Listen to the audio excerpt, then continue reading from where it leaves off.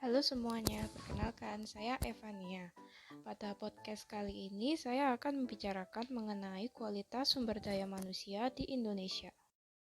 Mengapa Indonesia hingga saat ini masih tertinggal jika dibandingkan dengan negara lain? Berikut bisa menjadi beberapa alasannya. Yang pertama, pendidikan Indonesia yang masih tertinggal jauh jika dibandingkan dengan negara maju lainnya. Bahkan butuh waktu hingga 128 tahun untuk mengejar ketertinggalan tersebut. Yang kedua, Indonesia berada pada peringkat ke-60 dari 61 negara dalam hal literasi. Yang ketiga, indeks pendidikan Indonesia yang kalah dari negara ASEAN lainnya. Dan yang keempat, hingga hari ini diperkirakan ada 8,75 juta pengangguran di Indonesia. Hal-hal tersebut cukup menggambarkan bagaimana kondisi di Indonesia yang mungkin saja menjadi penyebab mengapa Indonesia hingga saat ini masih tertinggal jika dibandingkan dengan negara lain. Mendengar hal tersebut tentu membuat kita semua semakin prihatin. Menurut pendapat teman-teman nih, apa yang perlu diperbaiki di Indonesia sehingga Indonesia menjadi negara yang lebih maju? Menurut saya, apa yang perlu diperbaiki di Indonesia sehingga Indonesia menjadi negara yang maju adalah pendidikannya. Melalui pendidikan, manusia dapat berkembang pada kemampuan maksimal masing-masingnya, sehingga dapat menghasilkan sumber daya manusia yang berkualitas dengan berbagai macam kemampuan di bidangnya. Sumber daya manusia inilah yang akan memajukan negara Indonesia. Oleh karena itu, agar Indonesia dapat menjadi negara yang maju, hendaknya pemerintah dapat menerapkan pemerataan pendidikan di seluruh pelosok Indonesia.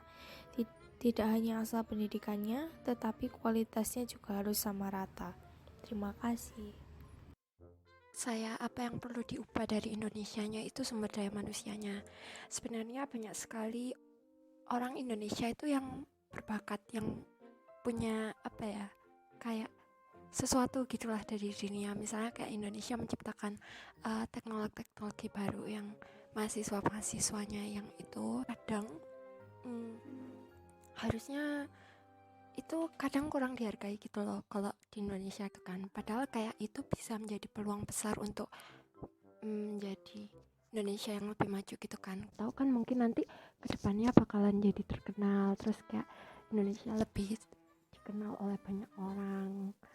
Terus mungkin ini ya, korupsi, karena sumber daya manusianya yang masih suka korupsi gitu, dan hukumannya yang kurang setimpal itu kan membuat kayak orang korupsi bisa ngelakuin berkali-kali karena ya dia kayak halah paling hukumannya kayak gitu.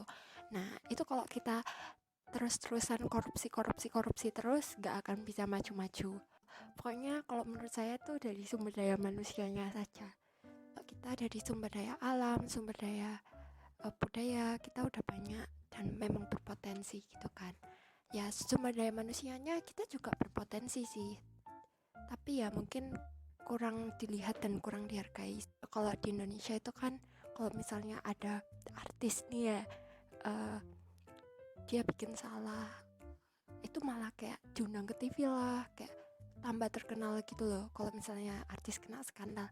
Nah kalau misalnya yang kayak yang berprestasi gitu kan jarang masuk TV. Nah itu mungkin bisa diubah sehingga nantinya Indonesia bakalan lebih dikenal oleh banyak negara, benua, pulau, semuanya.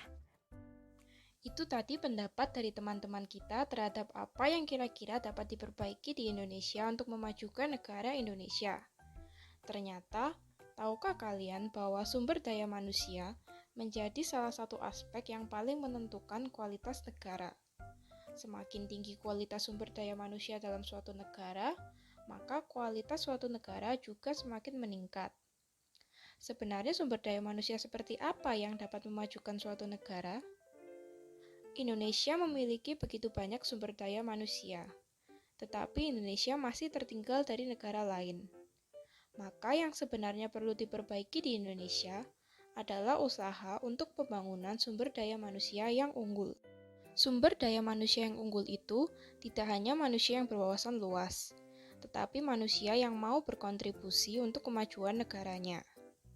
SDM unggul ini menjadi penting Karena kemajuan suatu negara datang dari inovasi yang diciptakan para SDM unggul untuk mengatasi permasalahan yang terjadi di suatu bangsa. Diharapkan, Indonesia dapat memperbaiki kualitas sumber daya manusia lewat berbagai cara, terutama lewat pendidikan. Karena kehidupan manusia berkaitan erat dengan pendidikan. Pendidikan apa yang dapat memperbaiki kualitas sumber daya manusia? Yang pertama, pendidikan yang membiasakan siswa untuk berkolaborasi, berdiskusi, dan mengembangkan kreativitas.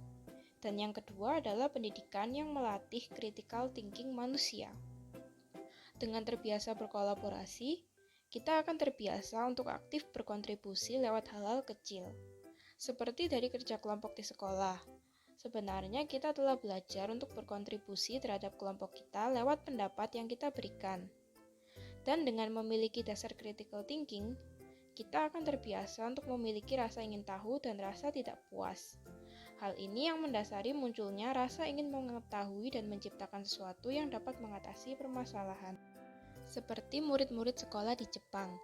Jika kalian pernah melihat salah satu video YouTuber Jerome Pauline, kalian akan melihat bagaimana ia merasa bahwa murid-murid Jepang memiliki pemikiran yang kritis. Terbukti dalam proses pembelajaran, murid-murid akan aktif bertanya, bahkan pertanyaan yang diberikan bukan pertanyaan yang dangkal, tetapi cenderung pertanyaan yang membutuhkan analisis untuk menjawabnya. Hal ini dapat terjadi karena sejak tingkat SD mereka sudah dibiasakan untuk menjawab soal-soal yang memerlukan analisis dan bukan hafalan. Itu menjadi salah satu hal yang dapat diteladani dan diterapkan di Indonesia. Salah satu kaum hierarki gereja, yaitu Romo Mangunwijaya, merupakan seseorang yang aktif menyuarakan kepeduliannya terhadap bagaimana kondisi pendidikan di Indonesia. Menurutnya, pendidikan yang baik itu pendidikan yang membiarkan semua murid untuk mengembangkan kemampuan kolaborasi, kreativitas, dan kesempatan untuk bereksplorasi. Karakter yang diharapkannya ada pada pendidikan itu merupakan karakter yang diharapkan ada pada manusia unggul. Berkat pendapat Romo Mangunwijaya ini, kita disadarkan bagaimana pendidikan yang seharusnya. Kurikulum 2013 yang digunakan di berbagai sekolah pun sebenarnya sudah mengusahakan terbentuknya karakter manusia yang unggul. Setelah kita menyadari bahwa pembangunan sumber daya manusia yang unggul dapat mendukung kemajuan suatu bangsa, sekarang usaha awal apa yang kira-kira harus dilakukan? Usaha yang harus mulai dilakukan adalah dengan mengevaluasi kualitas sumber daya manusia di Indonesia. Sehingga melalui evaluasi ini kita dapat mengetahui apa yang menyebabkan kualitas sumber daya manusia yang rendah dan dapat menemukan solusi bersama atas permasalahan tersebut. Sama seperti kegiatan evaluasi dalam usaha pengolahan makanan, di mana evaluasi dilakukan agar sang pemilik usaha dan timnya mengetahui kekurangan dalam usahanya dan memperbaikinya, sehingga tidak terjadi hal yang sama.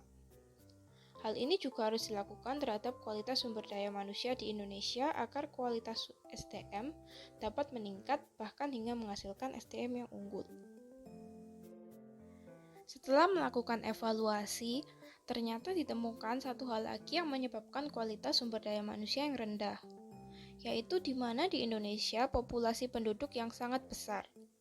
Hal ini tentu sedikit menghambat usaha pembangunan SDM unggul, apalagi dengan sarana prasarana yang masih kurang di Indonesia.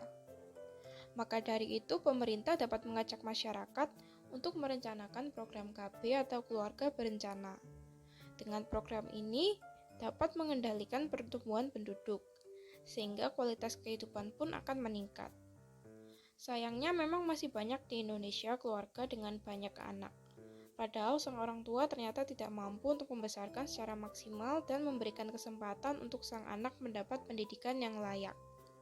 Akhirnya anak tersebut tidak bersekolah, tidak mendapat tempat tinggal yang layak, dan harus bekerja sejak kecil untuk memenuhi kebutuhan keluarga.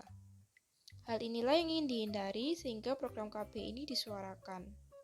Karena bagaimanapun kualitas kehidupan, pendidikan, dan kesehatan akan mempengaruhi bagaimana sumber daya manusia yang nantinya akan terbentuk. Mari kita berharap semoga pembangunan SDM unggul di Indonesia dapat terlaksana, sehingga Indonesia dapat menjadi negara yang maju dalam segala aspek. Sekian dari saya, semoga dapat bermanfaat bagi kita semua. Terima kasih.